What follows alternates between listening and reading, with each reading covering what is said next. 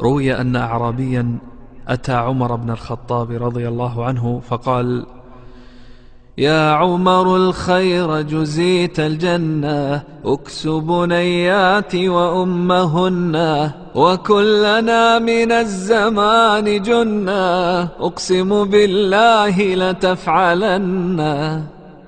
فقال عمر رضي الله عنه: إن لم أفعل يكون ماذا؟ قال: إذن أبا حفص لأذهبن. فقال: وإذا ذهبت يكون ماذا؟ فقال: يكون عن حال لتسألن، يوم تكون الأعطيات هن، وموقف المسؤول بينهن، إما إلى نار وإما جنة.